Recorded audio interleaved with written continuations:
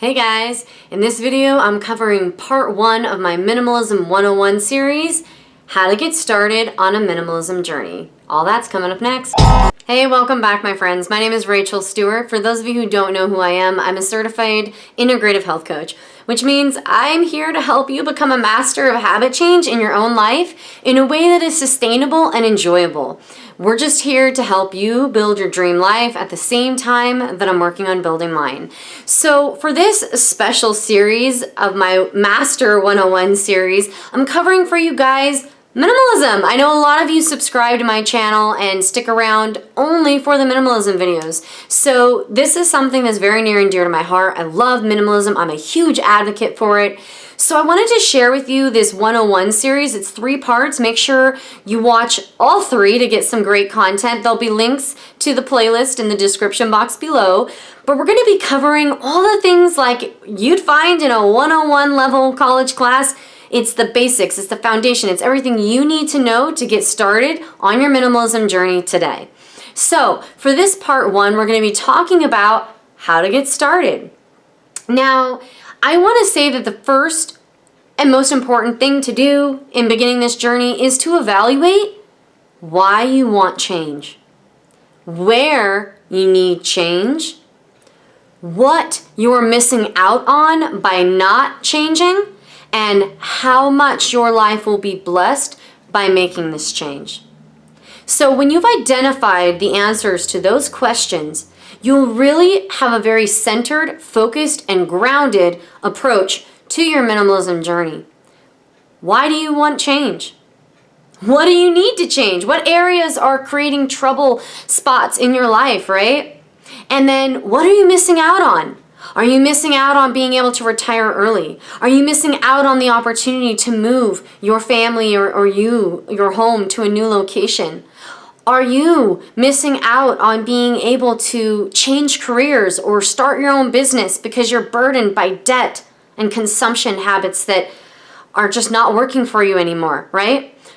What are you missing out on? And then how would your life be enriched and blessed by making these changes?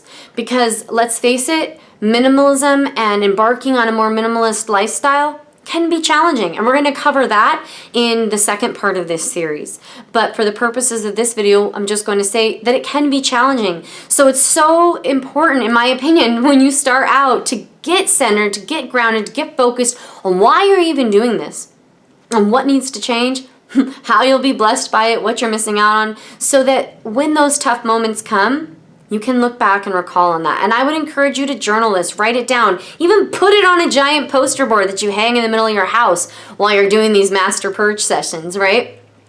And I think that it's next probably important that you, once you've kind of grounded and focused yourself to start this new journey, then I have found it's best if you first figure out what you're not going to minimalize or purge.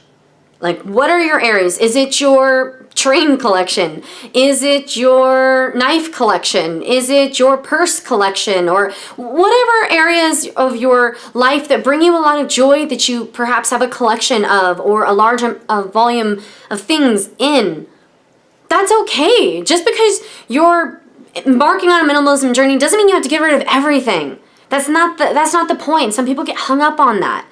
You get to be you, and you get to be a minimalist in whatever that looks like to you. So if you really love your train collection, then don't get rid of it. Save it. And maybe perhaps down the road you'll choose to minimize a little bit in that area. But for right now, don't even stress. Because when you do this, when you first decide on what you're not going to purge from, it alleviates the anxieties and the fears. It frees up mental space to then really get down and dirty in the other areas that don't matter to you. So I would say, figure out what you don't want to touch so you can just be straight savage on everything else, right? You can just get rid of stuff like this, and that anxiety that would then perhaps potentially hold you back in the whole process is now gone. Okay. So you've decided why you're doing this and how you're going to go about it. You've decided what you're not going to touch. Now find a friend. I'm not saying you have to have a sidekick throughout the whole process if that's not realistic or reasonable. However, there's going to be certain areas that will be more challenging than others, and having a friend, having your minimalism buddy there to support you, to be neutral and objective throughout the process, to keep you on track and focused and not spending 3 hours on one box, is very, very helpful. So I would encourage you to find a minimalism buddy. Is it your sister? Is it your brother? Is it your best friend, right? Is it your neighbor? And ask them to come and help you. I especially encourage you to do this if you are someone who's purging a large amount of sentimental items. Perhaps you've lost a loved one, right? And you've got a lot of their things. This is very emotional and very hard. Have someone there to be your rock, to be your support, to keep you neutral and focused, and remind you of those initial goals that we talked about at the beginning of this video that you set for yourself. Remind you of your own vision when you perhaps have lost sight of it. Okay? So the next thing, which you've heard me talk about in other videos, and I'm going to put a link to my minimalism playlist in the description box below so that you can check all those out, where I go into a lot more detail on some of these items being covered here. But you're going to want to do a speed purge, because I have found that action and movement, it motivates, it sparks change, it builds momentum. So if you can grab a bag, a box, and go room by room in your house at lightning speed and just start grabbing things that are broken, that you know you don't want, that you haven't used in forever, that serve no purpose, that like you can in split seconds decide no, no, no, no, and just grab that and load it up. You will be amazed at how much you can purge and clear out in a matter of minutes when you do this lightning speed round purge. So I highly recommend doing that. And then once you've done that, it clears space and you get excited and you think, wow, I just got rid of a lot of stuff. And that was super quick and very easy. So you want to just then, after you've done this speed purge, go room by room. Don't try to tackle your entire house, especially, I mean, some homes here in America in some cities can be 3,000 or more square feet. Do you think you're going to tackle that in one weekend? No, let's be realistic. And maybe on top of your 3,500 square foot home, you also have storage units or a storage unit. This is not something that's going to happen overnight, guys. So go room by room. Pick the rooms where they're perhaps would bring you the most joy if they were minimized and cleaned up and organized. So common living areas, maybe your living room or maybe your bedroom. These types of areas, the office, maybe where you spend a lot of time, and you'd love it if you could just walk into that space and go, yes, it's exactly what I want it to be. And it fills you with joy when you sit in there in that space and look around and can, value the things that you're looking at that are displayed, that are being used, and you have room and space to enjoy. My next tip in how to get started is that you want to save the worst areas and also the most challenging, which is most likely for most people going to be your sentimental areas. Leave those for last. Start in the areas, just like we built momentum with the speed purge.